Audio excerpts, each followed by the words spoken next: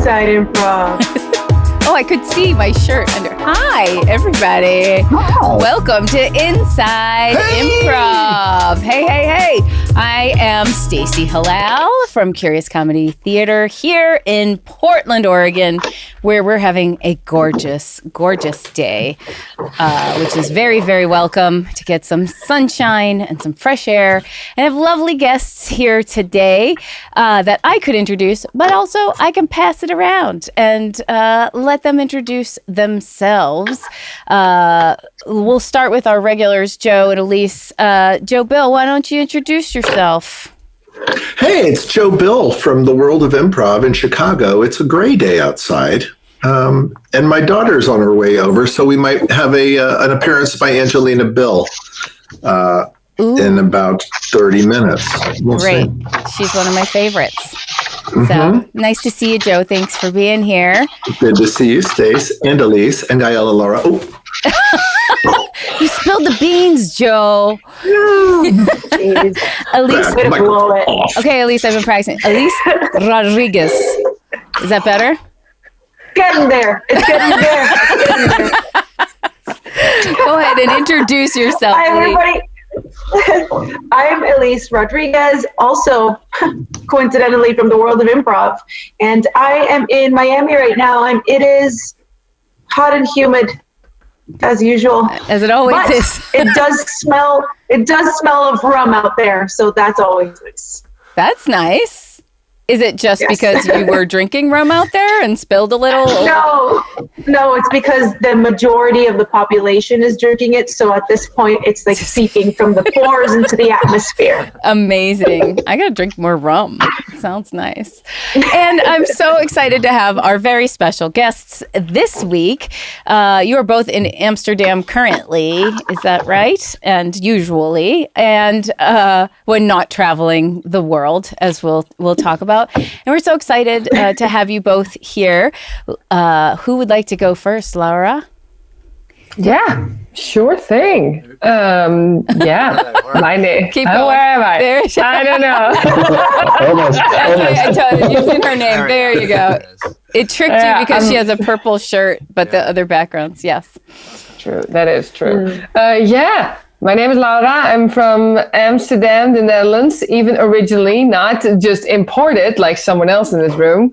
And when I'm not in Amsterdam, I'm usually traveling the world, but not now. Oh yeah, and together with Gael, we are part of Flock Theater, our brand new improv company.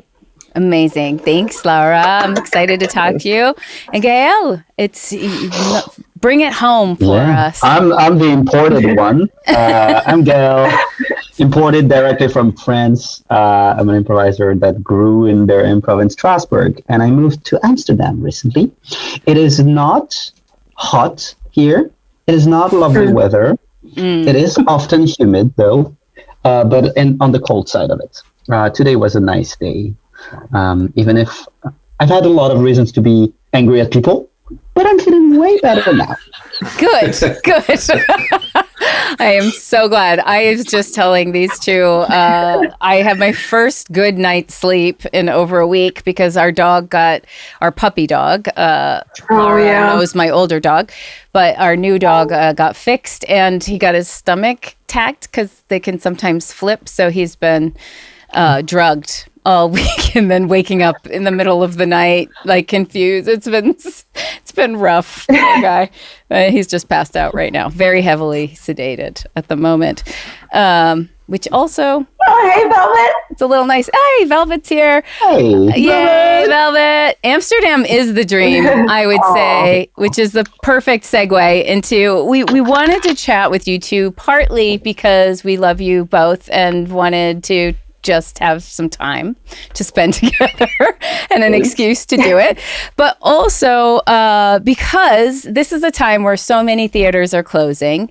Other theaters are changing ownership, dealing with Black Lives Matter issues and sexism issues and just equity issues in general.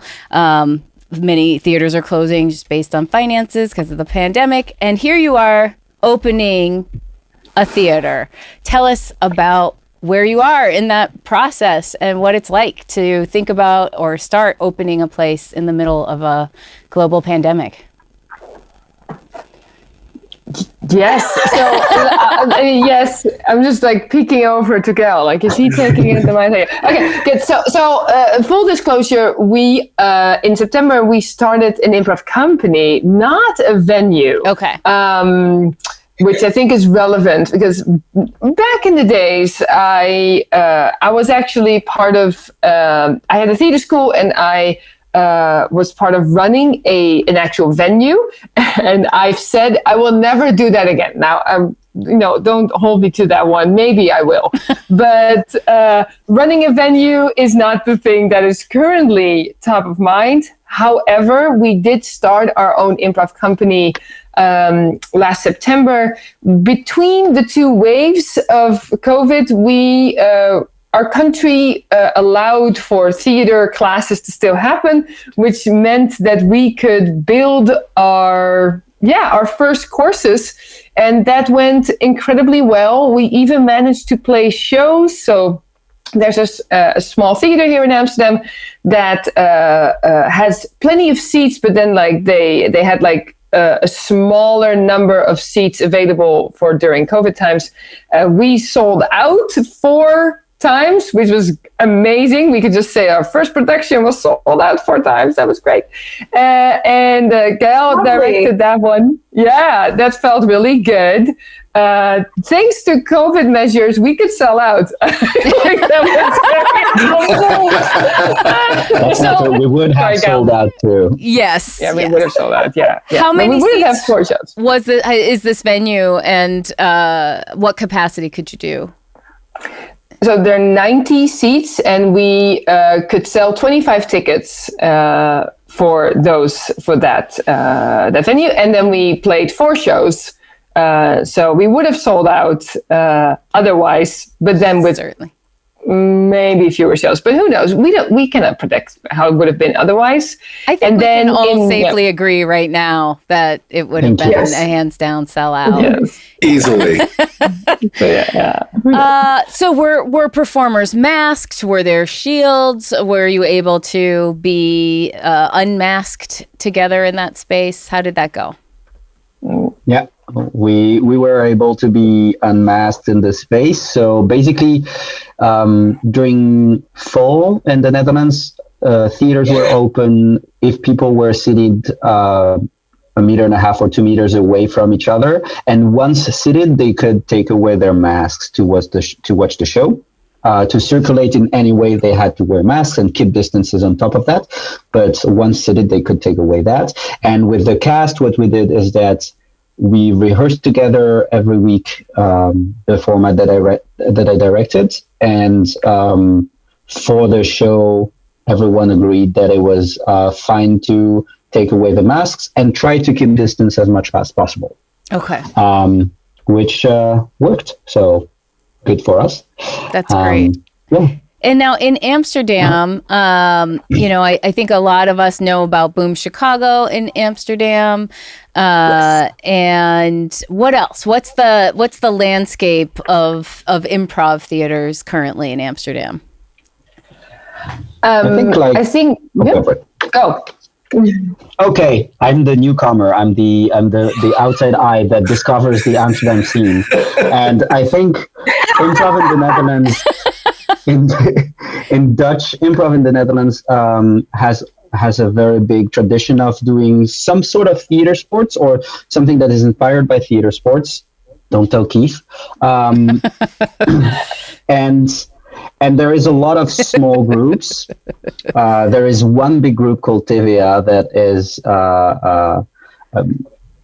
very present, but there is a lot of rehearsals and very little shows for what is traditionally an improv group in Amsterdam, in the Netherlands, will be like rehearsal every week, paying a teacher every week, and performing 1 show at the end of the year, or maybe 2 shows if you're lucky. So that's like the Dutch part of Amsterdam is a lot of small teams of like 15 people that rehearse every week and sometimes do a show. Then there is, of course, Boom Chicago that has their own venue and that does a lot of comedy, a lot of written sketches, stand-up comedy, including improv comedy. And you probably know a bunch of people that have been at Boom or are at Boom because they are bringing performers from the US mostly. There is Easy Laughs, which is another major group that has mostly native English speaker expats traditionally, and they start now starts having more people, and they're doing also mostly comedy, a little more long formish than maybe Boom.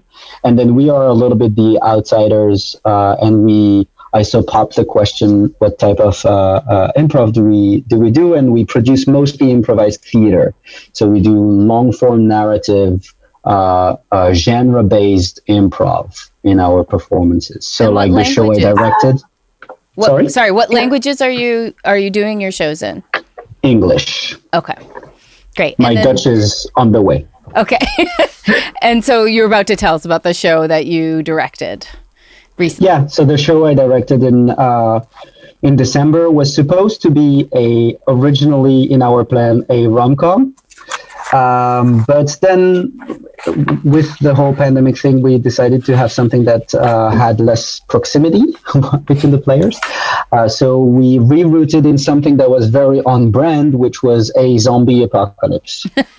So we did a long form. Right. So when you say on brand, not the theater company on brand, but pandemic on brand. So yeah. I have two questions, if I may. The first one is, when you say that there's a lot of rehearsal but not a lot of performance, is it a lack of venue issue, or is it? Or I'm just trying to understand more of what the reason for that is. Is it a lack of venue issue, or is it like it's just tech heavy, for example, or just treating it more in the theater tradition than the improvisers do? Yeah, that's my first question. It's so funny, like as a person who, excuse my cat,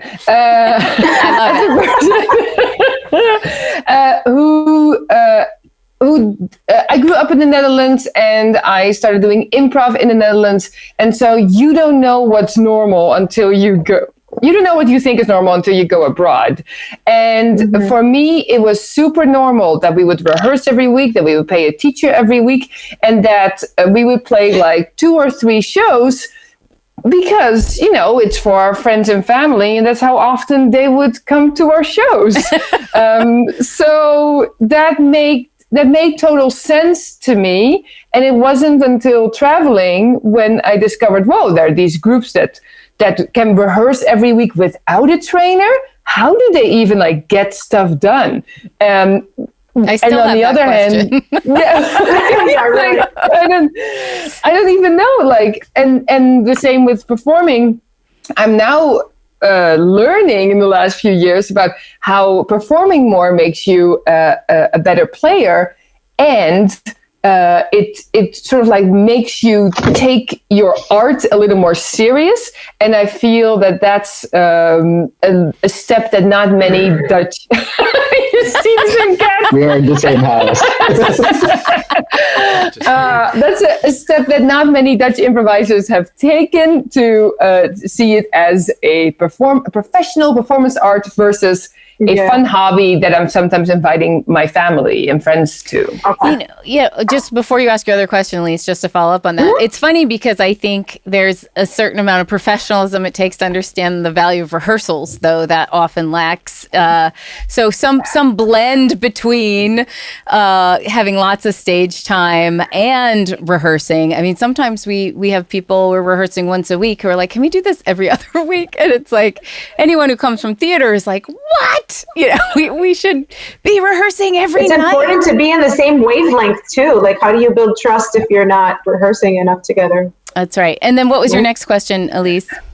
My next question was that now that you did some shows that you sold out, what did you see a difference in the way that the audience received the content? Like, we've had so many things going on at this point throughout the world globally, just in terms of social justice and the pandemic and people just kind of being sensitive to or not sensitive enough to each other. So I was wondering if you felt a difference in who the audience is now. It's pretty difficult for me to answer because I'm a newcomer in Amsterdam. So to me, the audience here is different from what I'm used to. Right. Mm-hmm. But maybe Laura has more insight on that. The real difference I have noticed between 2 years ago and the last show we did is that people are more vocal to us. Actually, it's a little bit more around the courses. People are more vocal to us, like, oh, I really needed this. I wanted to go out. Oh, they will tell me after a class of improv, this is the 1 hour a week where I'm not thinking about COVID all the time. Yes. So that's the part I've noticed. I will say that, I don't know if I could speak for the entire continent of Europe, but definitely the Netherlands. I'll just speak for all of Make Europe. it easier for us. Then we don't have to talk to other people and get other, all that work. That will save you the trouble.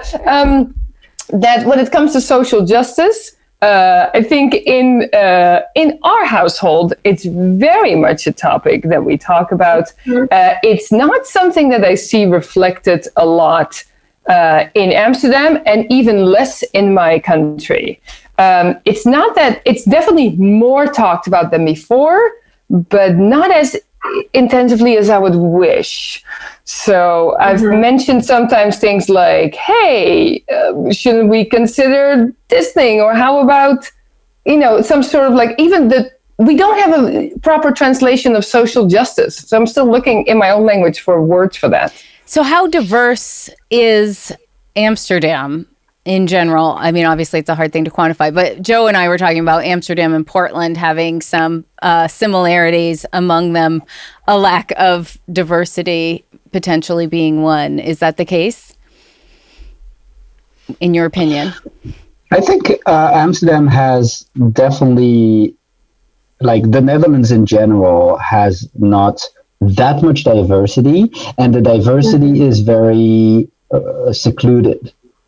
So we live in a neighborhood in the northern part of Amsterdam where there is a lot of diversity. If you walk in the street, there is a lot of immigration, and it's a neighborhood that is very very diverse in itself. There are like plenty types of shop, plenty types of people, all shapes of colors, and it feels very much like what I'm used to in Strasbourg, for instance. If I compare it to Strasbourg, that is a very cosmopolitan city. But definitely the center of Amsterdam is all white.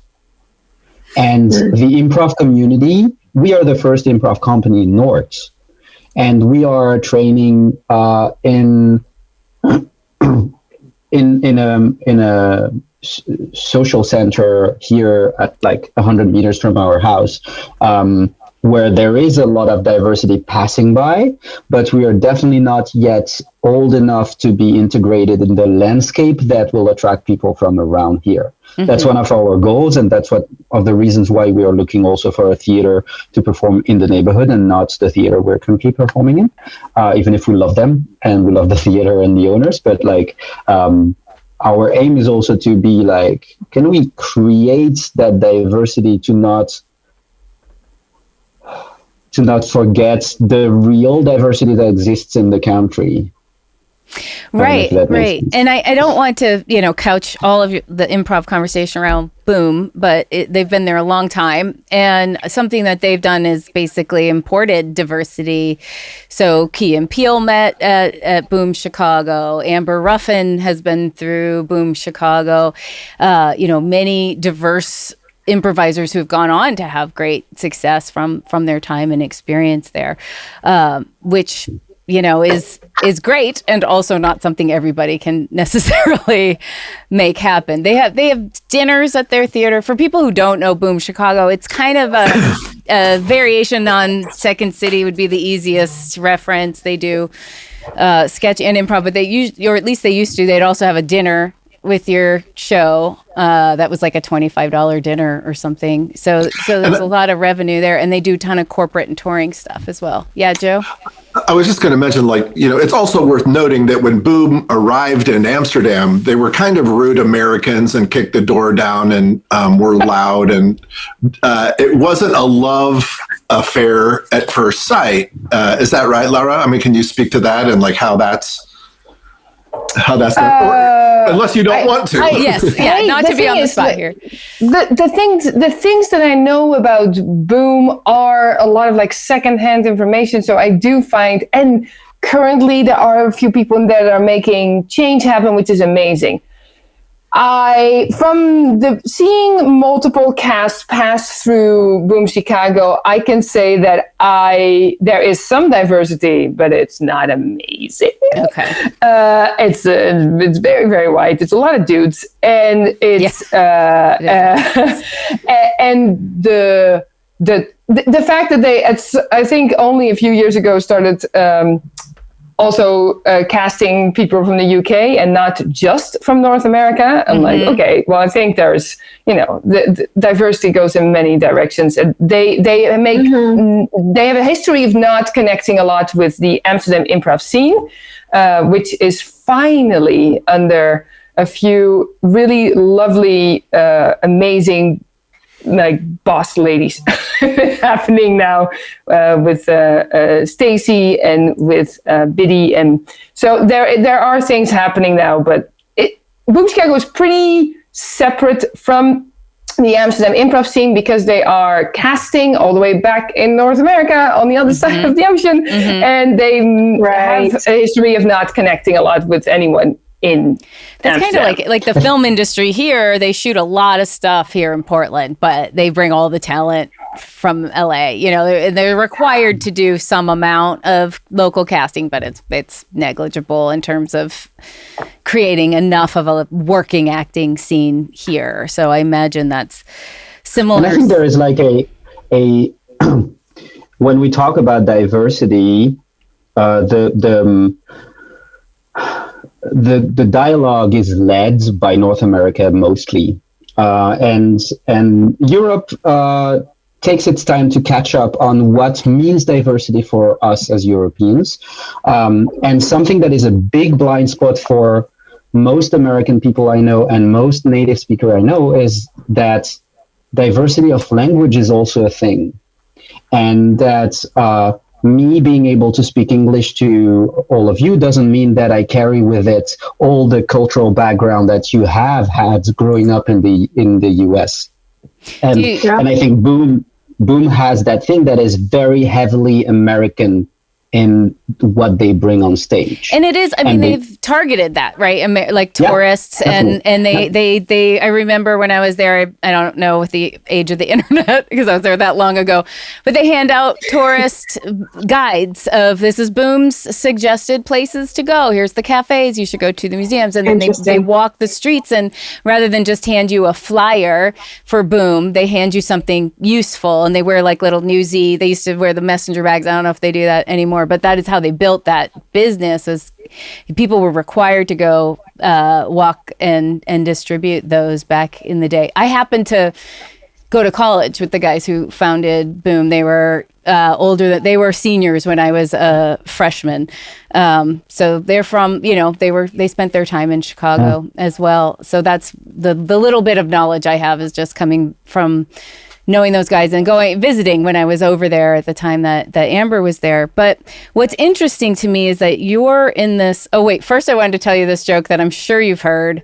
What do you call somebody who speaks two languages? Bilingual. What do you call someone who speaks three languages? Trilingual. What do you call someone who speaks one language? American. American. Yeah. And even the term American is even the punchline is already problematic, right? You'd have to be United Statesian.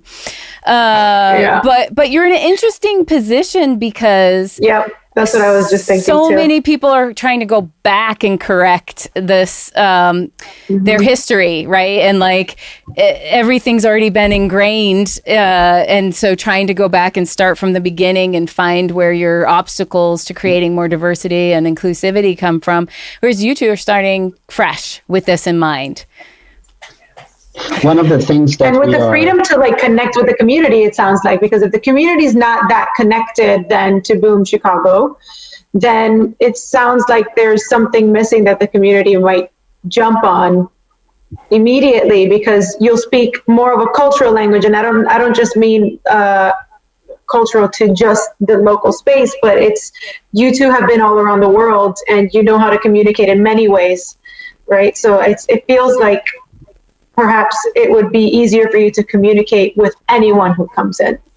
Does that make sense? Definitely, yeah, I think and definitely what is very lucky for us is that by traveling, we could be very inspired by how other companies work, by how other theaters work and what is their experience. I've had the experience of building an improv company in Strasbourg and running it for years.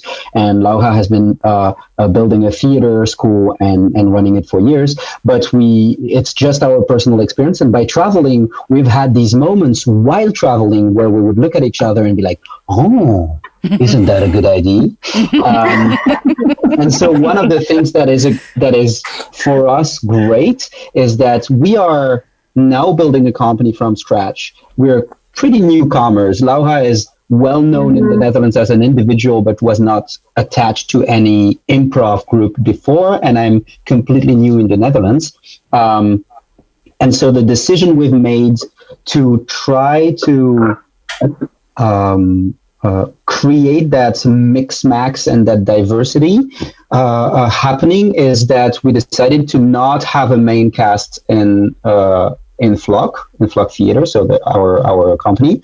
So it's only Laura and me running it, and for each and every single production, we're doing an open casting, an open application, and casting a new cast with our aim to have people from these different communities and to try to mix them up. And I think Laura mentioned it, but like Stacey and BD are doing an amazing job at Boom at also mingling, and that the combination of all that makes it like we've had students from Boom also taking classes at Flock and vice versa, sending them. We've played last week for the first time ever in a theater again, a show at Boom, and we want to keep that moving, to not take anything for granted, and to be like at every production we want to meet new people. And in the last production that we are still in the phase of trying to make a show happen maybe one day, we've had online rehearsals and etc. And Laura is now directing it. The cast that we have, we've casted someone we've never met before the casting. And we've casted, in total, we are 7 players from very different backgrounds and coming from different places, etc. So I hope that this will like inspire more people to also mix up and not stay in their own little courtyard. I love that. That's honestly a direction that we've been talking about going, is that originally it was really important to us to show how going through the training center could eventually lead you to the stage.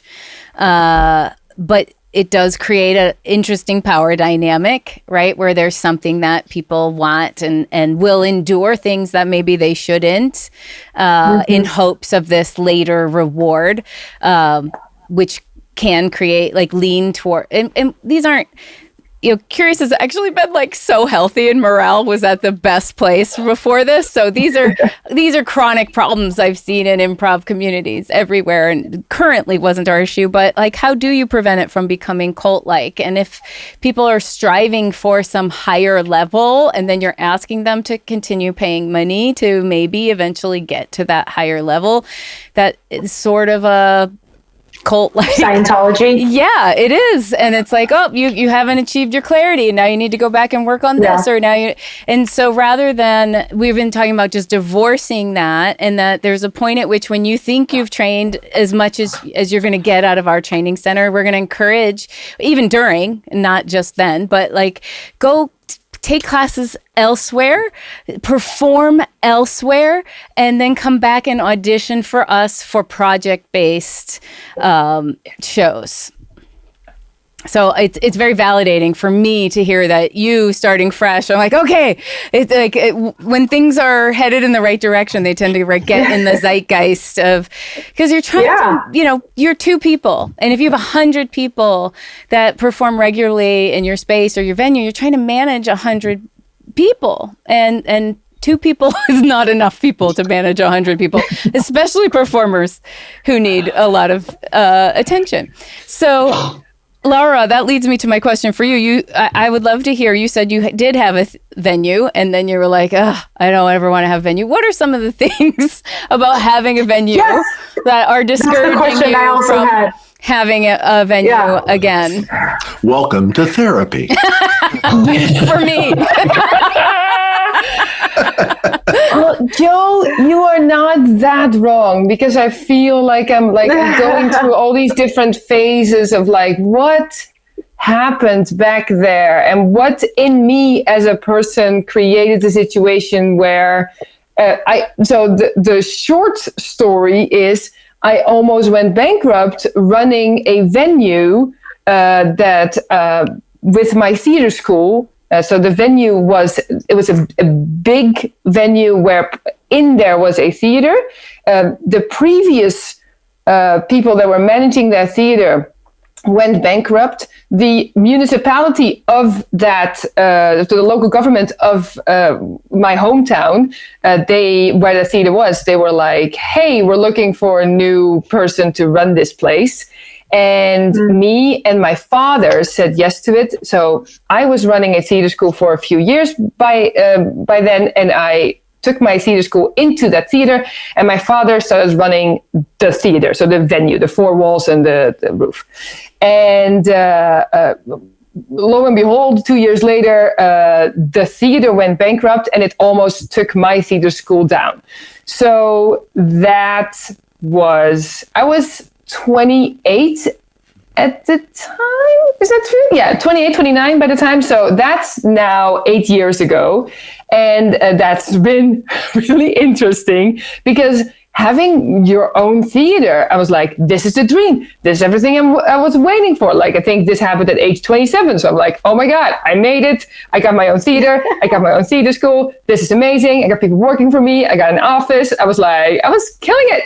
I thought, but it was very, very expensive, and sort of like the rent of that place was so high, and we got we were overly optimistic and a little misled by the local government to see that it wasn't financially viable to run a theater if your local government doesn't put a bag of money on top of it to make it happen. And that's, and I think everyone gets mad at high rents, right? And like, oh, nobody's supporting the arts and the rent's so high. But if you say you inherited a building and you were renting it out, and there's a theater that wants to rent it, and the theater needs you to subsidize it because it's really only open a few hours of the week. But a bar makes, in a night what we make in the theater all in, everything we do in like weeks,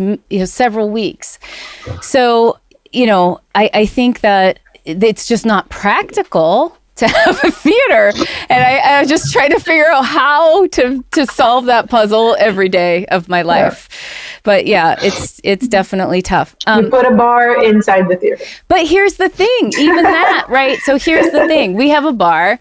However, a bar, and I'll say this, I'm sure 1,000 times on these meetings, but what is the biggest nightmare for a bartender? 150 people showing up at the same time. It's just like, right? We have a show. We are only open for so long. Doesn't matter. We can open 45 minutes before the show. Everyone's showing up 15 minutes before the show. They make this huge line. They're very upset if that line doesn't move fast or discouraged from purchasing anything at the bar. So then you have to staff up right? So we have to add staff so that we can crush the line. Obviously, that's an expression I use all the time. Like, we gotta crush this line. So to crush the line, you need a big staff. And then what happens? The show starts, and then the staff sits there for 45, 50 minutes. Then they get slammed again, but only half as much. So if you want to cut someone, let them go. It's like, who wants to come in and work half an hour, have to split their tips with everybody, and then go home? So the bar, unfortunately, and especially if you're a nonprofit, you can't open the bar otherwise. It has to only be paired with shows here in the US. So, okay. Gotcha. So yeah, I think for me, in terms of a venue, my current theory is that the best bet is to have a for-profit bar adjacent that can be open all of the time, and then it can subsidize the venue. So there's like the Vortex in Atlanta is like this hugely popular burger joint. You can get like a hamburger with peanut butter on. It's like massive, gross, like heart attack hamburgers that everybody loves. And then it has Laughing Skull with 70 seats underneath. But because of the restaurant, they can get Todd Glass. They can get people who will sell out. And then you're always sold out because it's just 70 seats and it's supported by the venue. So I wanted to follow up on one thing from you, Gael, that you mentioned, which is I would love to hear the comparison between two European audiences. And how is Amsterdam different than Strasbourg? So I'm so fresh in Amsterdam. My feeling I have is that the audience is not. I mean, the audience is different because the scene is different. I think in general, audience learn pretty fast whatever you want to give to them, and then they will make the choice to show up again or not. But in general, in a city as big as Amsterdam, which is nothing compared to an American city, but still like 1 million people, you will find 100 people every time you do a show, right? It's not that crazy, but there is a very strong anchored belief in the Dutch improv community that is that improv doesn't sell. Improv doesn't fill up, and improv doesn't sell. And if you have, 25, 30 people to your show, you're lucky. I come from a place where Strasbourg is 3 times smaller than Amsterdam. We have 3 times as many improvisers and companies of improv. We have a bunch of different schools. I started improv in a company that is actually an association, like an amateur association that is run voluntarily, but that does, 55 shows a year. The shows sell out with 200 people every time they do a show. When they have exceptional shows, we've gone up to 1,000 people in the audience for one show. And regularly there is like 500, 600, 700 people that show up for like end of the season type of shows. And that's one company in Strasbourg. Wow. In a city that is way smaller than what we have in Amsterdam. That's what I was thinking. It reminds me of Edmonton. The way you're describing it. Yeah. Like Edmonton has an audience for improv that has learned not only to enjoy it and be willing to pay for improv, but all different kinds, like narrative and short form and, Completely unrelated, but it's also very much like Sarasota. In Sarasota just has a theater going audience because everybody's a transplant from the Northeast. So when our shows are typically, we have a full house. But you've seen in the improv festivals, completely sold out all the stages for multiple shows a day, But it really is. It's the culture of the audience that they're theater people. They just, and that's it's an older audience. A lot of retired people, and and that's it. Here we find that improv is selling. Like prior to the pandemic, most theaters were really suffering from dwindling ticket sales as their audiences are getting older and their subscribers are literally dying off. And and then we are growing fast. And I think that's a general theater question, which is that improv is such a living form of theater that's different than sitting and watching something like your TV, right? If it's between my TV and the show that all my friends have been talking about on Facebook or Reddit versus going to this play of unknown locals where I just sit and watch, right? It's hard to compete with Netflix. But I think with improv, there's a sense of inclusivity of the audience and participation from the audience, and that they're essential and vital.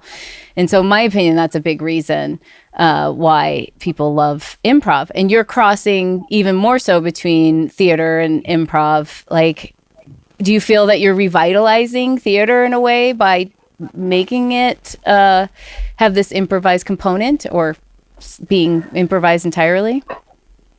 Yeah, I think so.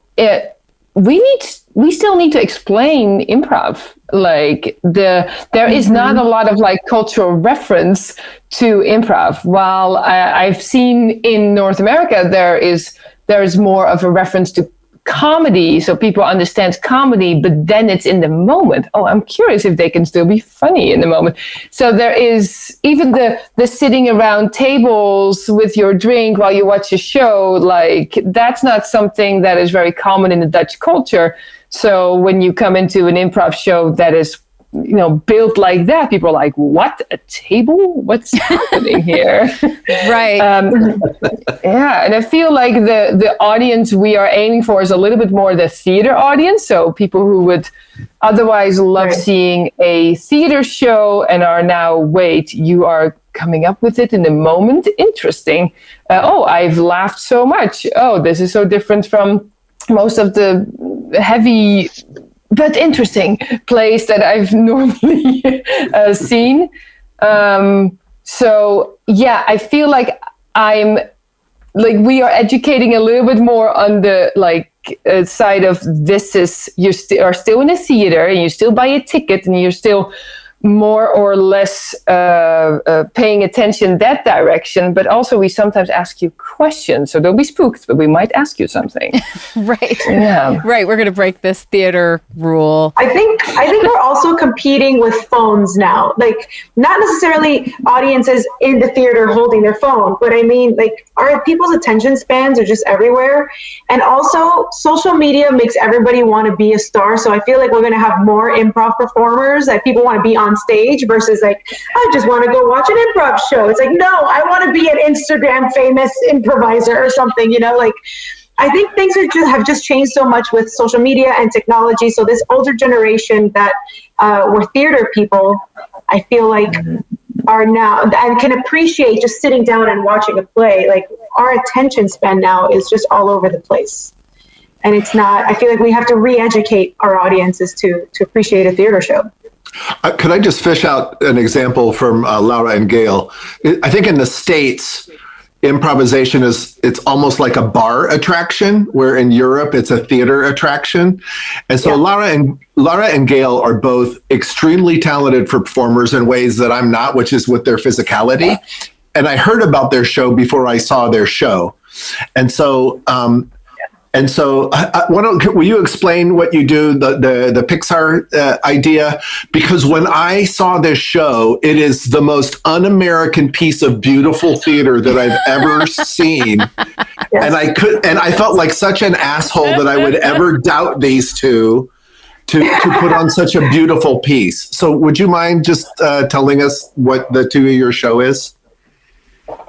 Yeah, our show is called Object of Affection, and basically the idea is to tell the impossible love story between two objects. So we asked for a first object, and then we asked for the impossible love interest. So we've had our best example at date to illustrate that is an example we got in Latvia. It was the love story between a cactus and a balloon. And so we tell a full play, 50 minutes usually, a story with playing a cactus and a balloon falling in love and their love story.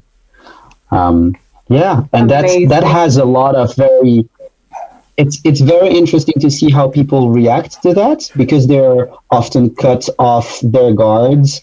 because they're like, oh yeah, it's just a cactus and a balloon. You know, who tears up for a balloon and a cactus? The answer is everyone They're does. just like us. Balloons and cactuses are just like us. As Emotions. a sometimes cactus, I'm already crying inside for all the balloons that I've hurt trying to hug them. So Can I just say one of the most memorable shows I've ever seen was at the Sarasota Improv Festival when you came, and it was a completely silent show, and they asked people in the audience for an object, and I made my friend, she opened her purse and she said, I have a piece of bread in my purse. I'm like, give them that bread. So they gave you bread, and it was just a completely silent, completely physical scene of like feeding bread to pigeons and then the pigeons attacking her. It was completely, I was like mind blown. I was like, this is fucking insane and beautiful. Just feeding pigeons with bread. Nobody said anything. It was completely physical. Not an American word to make a funny pun. Right. It was amazing. It was just so beautiful. I think this actually shows a little bit how a lot of the performances that we do, that we want to make, are more inspired by other performance arts. So that includes theater, but it's also dance, it's also physical theater, it's clowning, it's all those different ones, which means that a pun is more in the direction of comedy, right? A pun you would maybe also see when it comes to scripted stuff, anything scripted, a pun would belong in a comedy show. And if you would script any type of like movement thing, it would probably be in a physical theater show. And I think our audiences are, they are used to they're much less used to puns than they are to the weird stuff, the physical stuff. I remember seeing theater shows where, the entire stage was just like was this high in water, like everywhere on the stage was like, people were just walking, because that was like part of the art.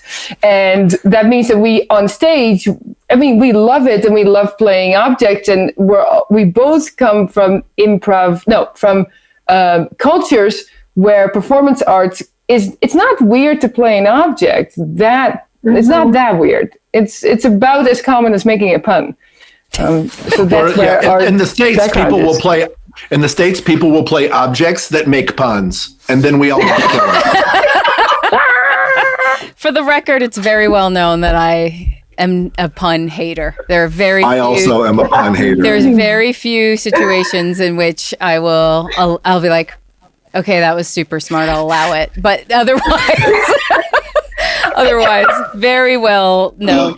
But also, and here's the thing, it's like that rule, at Second City, it was like, never play kids, never play a drunk person, right? And I have been opposed at times to people playing objects as well, but I think all of those things are about playing them with their humanity, and that's what's important. So you can play a drunk person as long as you're not using the inebriation as a reason to disconnect from your partner, deny your partner, hide your fearful self from the scene.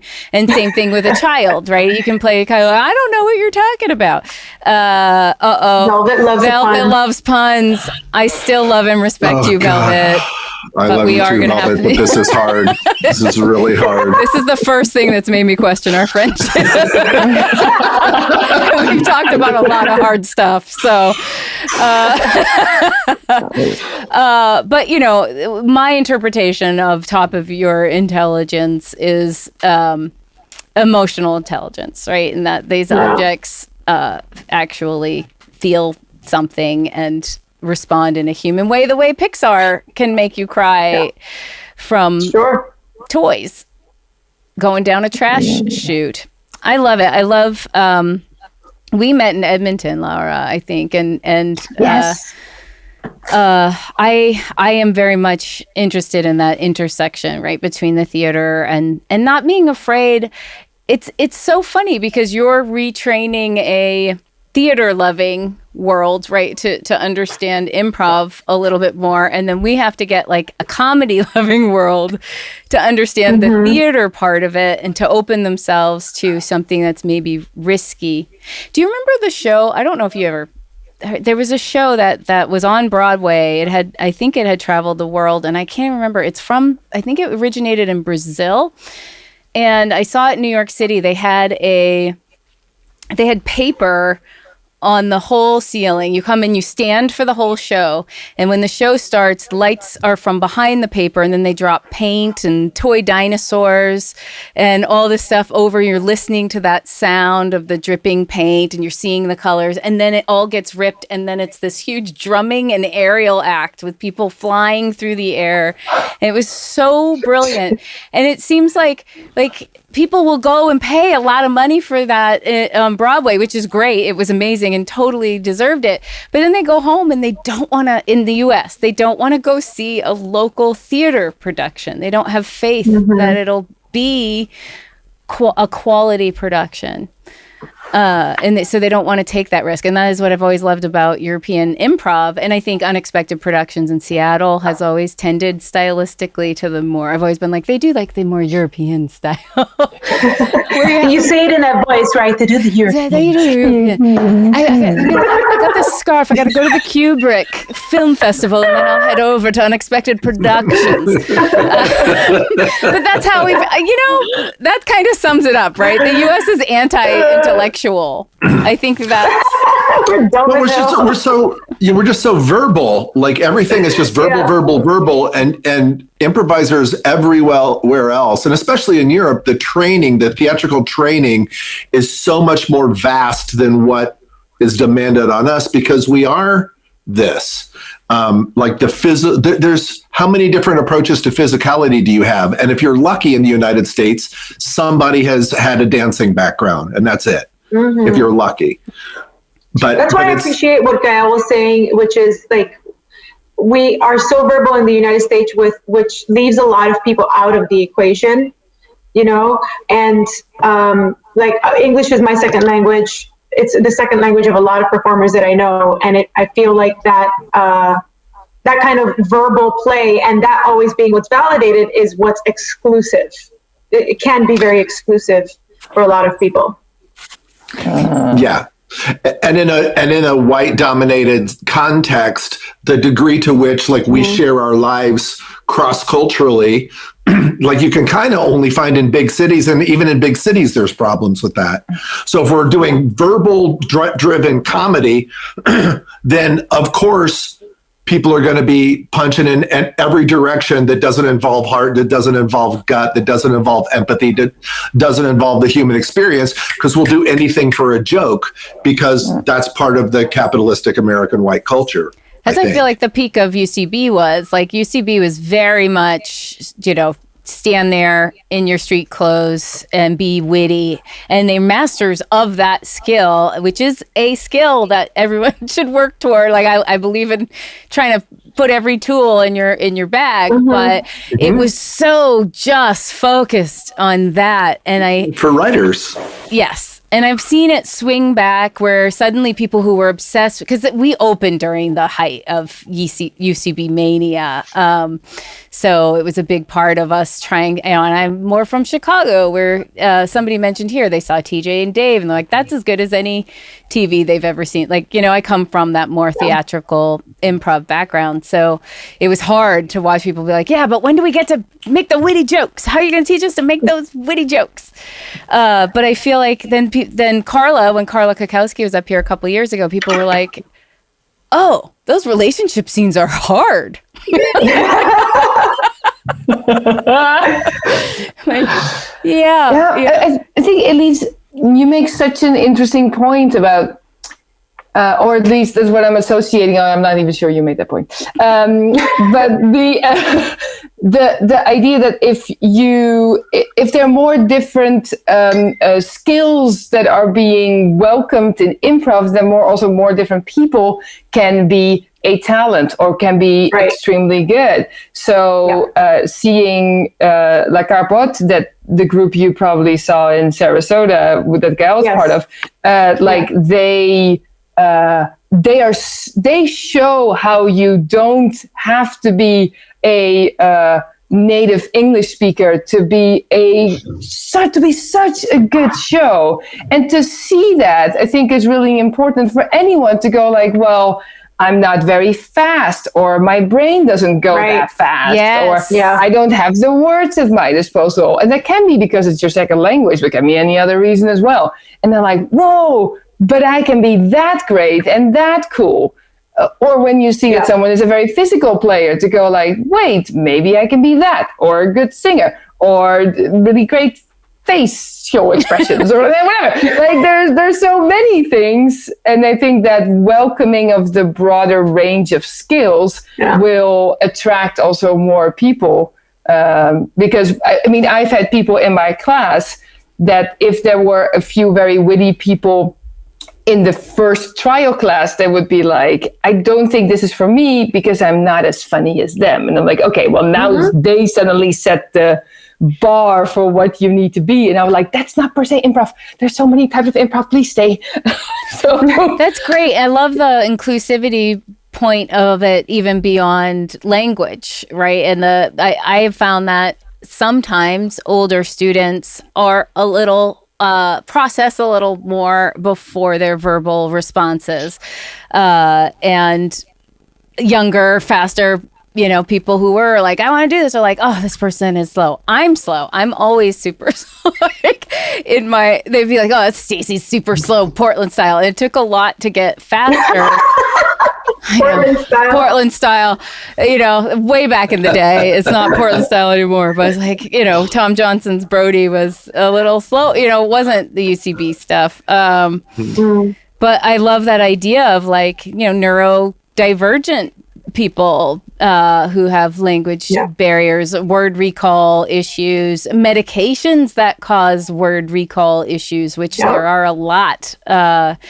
So getting more into your body being an alternative form of expression, and people who are just kinetic more than they are verbal. And learning how to hold space for people to process, to give them the time, like learning how to hold that space and support them and hold them up while they come up with whatever they're going to say or do or feel next. I mean, kind of my thing, every time I teach workshop, I end up doing this exercise where someone says something and I count to 5 out loud, and the person has to act their reaction before they can say their reaction. And it's a huge struggle. One of my favorite things is how much people will be standing right here and then they'll act for 5 seconds, and I force them to like leave the spot, and then they'll finish, and then they come back, and then they just deliver their line back in the position they were when I started counting.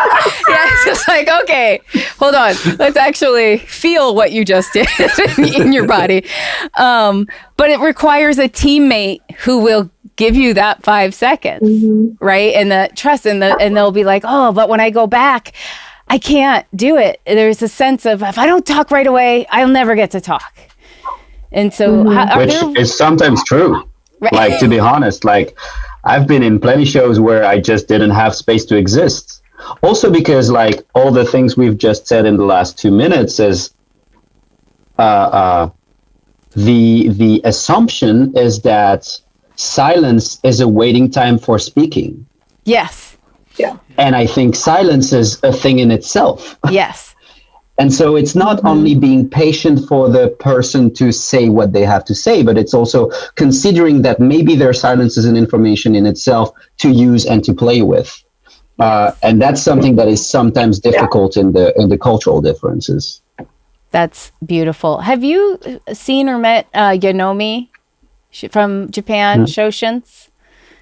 You would love her, and an introduction needs to be made. And she started touring before her English, I think her English was good, but she didn't feel like her English was good enough to do a show. And she's a clown and a physical performer, and she's traveled the world doing these shows, these solo shows. And it's just amazing how much whimsy and the stories that she can tell as a solo performer, and she's done some duo work without a single word in the show, and it makes me so happy to see it. I wonder if we're starting to find that Europe is starting to get trained in a little bit more playfulness and in the moment and spontaneity of improv, while the US is starting to get more into the theater arts and the acting skills, or I hope we are, and that we're sort of merging all these skills into one big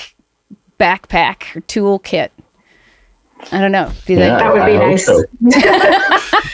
That would be great. Yeah. I just wanted to kind of go back to what Laura was talking about at the beginning, which is just this Dutch approach of just rehearsing every week with a coach. And it's just your hobby. It's the fun thing that you do. And you do that for the joy of sort of working on something. And then the expectation is at the end of the year, some friends and family will come. Like, how do we transplant that amount of focus and patience and appreciation for the process into Americans? I mean, because more and can more you fix now, Americans for us? If anyone can, it's the two of you. I want to know in your classes, sorry, just to tack this on a more specific way, like in your classes, how much time how are you embodying a sense of presence in someone's body who maybe doesn't come into your class feeling that way? Just as an example, obviously it takes a lot of time and work, but what are some ways that you help people get more in tune with their bodies, and also what a scene partner is communicating with their body? Yeah, I think there's a lot to do in so I've been teaching in the last semester a full semester on silent improv, where there was no words during the whole semester. Wow. So the things I've worked on a lot is to sharpen the eye on what is the actual story you can read already without having to say it, and how can you share that story, and how can you use what you receive without, there is always this double paradoxal expectation of you need to be communicating things in a way that trust 100% your partners that they will get you, and there is also this expectation that you need to have that they will never get you, so that you keep staying connected to what is happening now. I know that I've had that feedback from people watching our show with the people from La Carte, especially Dan and Cedric, two of my scene partners, where people was like, you always understand each other. And the three of us were like, that's very untrue. We just trust that whatever that person understands is the right way to understand it. Mm-hmm. And then it feels like we really understand each other, and somehow we do, but it's that's readiness 100% of the time, that what is received is more important than what we intended to send. And with words, it's very difficult to do that because words are more specific, more precise. While with the body, there is plenty of reading that we can do out of it. That's amazing. That's awesome. Yes, Laura. Yeah, I think I want to tag on to that is that what I realize is that to make students or any improviser use their body more, it's often not so much a matter of hey, remember this arm, because, that's something I do as well. Just stretch your arms or touch your body. That's kind of stuff is really helpful. But what's really helpful is to make people trust the body is words. There's more control on words. There's a very, like Gael said, there's a very specific meaning to it. Also, words are more dominant than silence. Words are more dominant than body. Words are more dominant than emotions. They're dominant. Gael has a great article about that. You should read it. But because of that sort of control thing that words have, and especially if your voice is loud, if English is or if you're playing in your first language, all of that gives control. And if you're able to get your students into a place of like, you can just let go, you can like let down your guard. Things I love doing is make people ugly dance. Yes, it moves their body. Yes, it warms them up, but it's specifically ugly dance because it's about letting go of your guard, of like, I will have them make eye contact while they ugly dance. Like that is uncomfortable as shit. Yeah. Right? And and you're like, oh, it's just me. And now you've seen like the worst part of me. This is how I dance when I'm drunk. Okay, now that we've gone through that together. I think that when I'm drunk, I do beautiful. Yes, you do. Yes, you do. That's only me. I only think that. I don't know what everybody else is thinking. I don't think we've gone dancing yet, Elise, with you drunk. So now I need to see that. Do you remember dancing? Oh my god! I know, right? But I love that. So Rob Reese, I think, was one of said something really early in my improv, like first year, probably first months of particularly long form improv, where he said, that the words are violence to the scene. Because like once they're said, they, as you're saying, calling them dominant. I love that framework of thinking about it, because if I do this motion, anyone can interpret what that is anyway. But once someone names it, we all have to agree that to that or react to that. Actively disagree with it if it's making everybody uncomfortable. So the thing that I was thinking about in that is that it's tension because it's uncertain, and you have to get more and more comfortable letting that uncertainty, sitting in uncertainty. Go ahead, Joe. And it's also like the words come from the engineering part of our brain, which is the control part of our brain, which is the making sense part of our brain. And the more we use words, the farther away from the jazz and our ability to interpret each other we get. And that's a pitch for my world, but the reward for me sorry, go ahead, Joe. I'll finish. Yeah, just the not knowing and the not labeling it creates theatrical tension. Yeah. And that's what the audience is there to experience. Yeah. And then sometimes by the time, if you do speak in the show, but you let that space go, by the time it's spoken, it's the 10th thing you thought it might be, which ends up being way more interesting and surprising to you and to everyone than your first impulse. Does this make sense to you all who do this all the time? All the time. We only do that. We just let the uncertainty sit. But do you find that people have to be able to sit in the uncertainty and that makes them uncomfortable? And is there a way to teach them to be more, that you do through this work of how do you make someone understand that it's a trust issue, right? That it's going to work out if we... Vulnerability.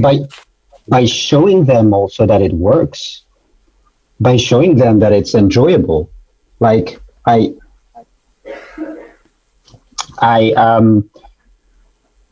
been producing a show in the style of Hayao Miyazaki, inspired by the work of Hayao Miyazaki. And I remember last year, 2 years ago, almost now, having this show in Amsterdam, and Chaz from Unexpected Production was there, and he came to see me at the end of the show, and he wasn't sure he liked it yet, but he was like, you taught me again the definition of patience.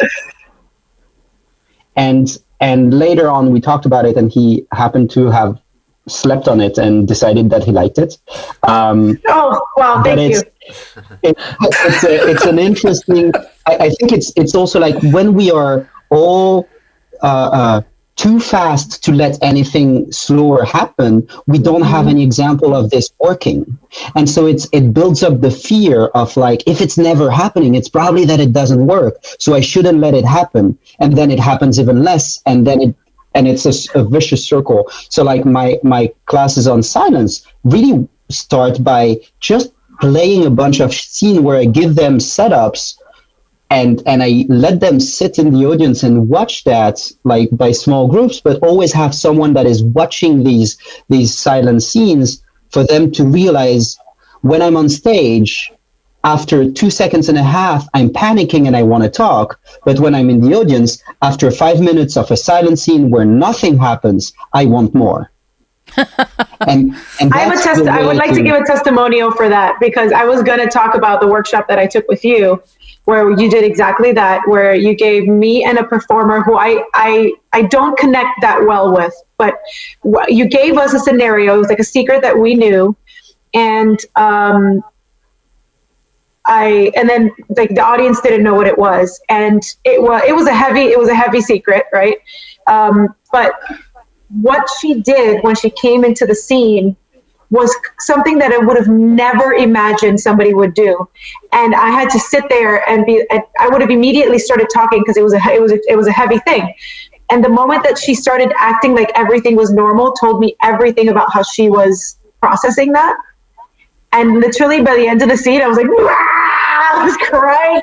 But it was so nice because I didn't have to work. I didn't have to do anything. I just had to let it happen. And it did. It happened on its own, and I literally did not have to do any work.